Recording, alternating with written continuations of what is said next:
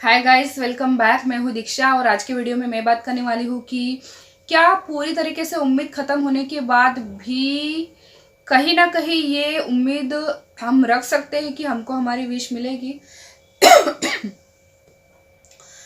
तो देखिए, मैं ना मेरे मतलब रिलेटिव में एक ऐसा एग्जाम्पल मेरे सामने है। मतलब वो मेरे रिलेशन में है जिनकी मैं आपको बात बता रही हूँ। उनकी विश उनको 17 साल के बाद मिली। ठीक है, 17 साल से उनके पर्सन के साथ, वो पर्सन के साथ रिलेशनशिप में थे। 17 साल से फिर जो लड़की है उनकी शादी किसी और के साथ हो गई। ठीक है, शादी हो गई, बेबी भी हो गया, लेकिन फिर भी कहीं ना कहीं वो चाहती तो उनके एसपी को ही थी, उनके एसपी को ही वो चाहती थी। और उनके एसपी ने शादी ही नहीं की। ठीक है, शादी ही नहीं की, मतलब वो उनका इंतज़ार करते ही रहे। मतलब उनको कहीं ना कहीं मन में ये था कि चाहे कुछ भी हो जाए, भले ही वो बाद में आए लेकिन वो आएंगे ज़रूर। ठीक है, ये चीज़ उनके माइंड में थी। तो अब इनका, जिनकी शादी हो गई थी, मतलब लड़की की, उनको बेबी भी हो गया था, वो बच्चा बड़ा भी हो गया। मतलब शादी, जिस शादी में वो रह रही थी उस रिलेशनशिप को भी करीब 17 साल हो चुके थे।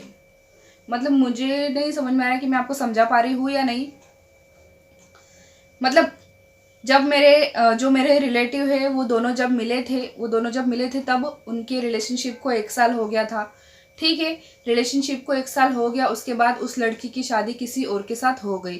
फिर वो जो शादी हो गई थी उस शादी में वो लड़की कम से कम 17 साल रही। लेकिन 17 साल के बाद उनका डिवोर्स हो गया उस तरफ, और फिर उनकी शादी यहाँ पर हो गई जो कि मेरे रिलेटिव है। ठीक है, आपको इतना क्लियर हो चुका होगा मैं क्या बोल रही हूँ। तो देखिए, उन लोगों ने ना होप बिल्कुल भी नहीं छोड़ी। उन लोगों ने ना बिल्कुल भी ये नहीं सोचा कि ठीक है अब सब खत्म ही हो चुका है।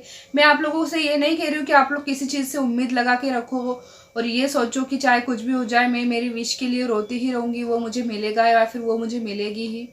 देखिए ना, लाइफ में आगे बढ़ना बहुत ज़रूरी होता है। ठीक है, जब तक हम एक ही जगह पर अटके हुए होते हैं ना, हमको चीज़ें मिलना और भी ज़्यादा मुश्किल हो जाती है। वो लोग अपनी अपनी लाइफ में आगे बढ़े। ठीक है, जैसे ही उस लड़की की शादी कहीं और हुई, इस लड़के ने भी मतलब ये सोचा कि ठीक है जो होगा देखा जाएगा। लेकिन हो ये रहा था कि इस लड़के के लिए जितने भी रिश्ते आ रहे थे कहीं पर भी पक्का नहीं हो रहा था, कहीं पर भी बात फिक्स नहीं हो रही थी, बस यही चलता रहा चलता रहा चलता रहा। और फिर 17 साल पूरे होने के बाद उस लड़की का अपने हस्बैंड के साथ डिवोर्स हो गया।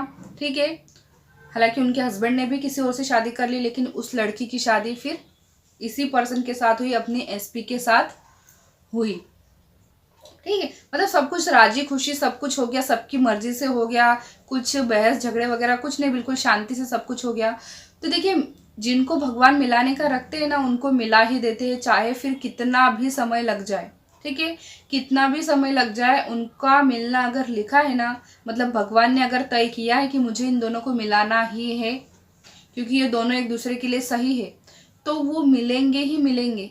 ठीक है, फिर भी आप इस उम्मीद में बिल्कुल भी मत रहिएगा कि चाहे कितने भी साल हो जाए मैं मेरे पर्सन का इंतज़ार करती ही रहूँगी या फिर करता ही रहूँगा। अपनी लाइफ में आगे बढ़ने की कोशिश कीजिए, खुद पर फोकस कीजिए, खुद पर वर्क कीजिए, अपनी पढ़ाई लिखाई पर, जॉब पर ध्यान दीजिए, फैमिली के ऊपर ध्यान दीजिए। बहुत अच्छे से आप रहिए। आपका बिहेवियर या फिर आपका जो सेल्फ लव है उसको देखकर ही यूनिवर्स डिसाइड करेंगे कि आपके लाइफ में कितनी ब्लेसिंग्स और क्या क्या चीज़ें देनी है। ठीक है, तो मतलब हो सकता है इस वीडियो से कुछ लोगों को ये समझ में आए कि कुछ भी जिसको हम समझ लेते हैं कि सब कुछ ख़त्म हो गया है, एक्चुअल में ख़त्म नहीं हुआ होता है। जो चीज़ आपको मिलना है वो मिलनी ही होती है। तो मिलेंगे अगले वीडियो में, तब तक के लिए आप अपना ध्यान रखिएगा। Bye bye.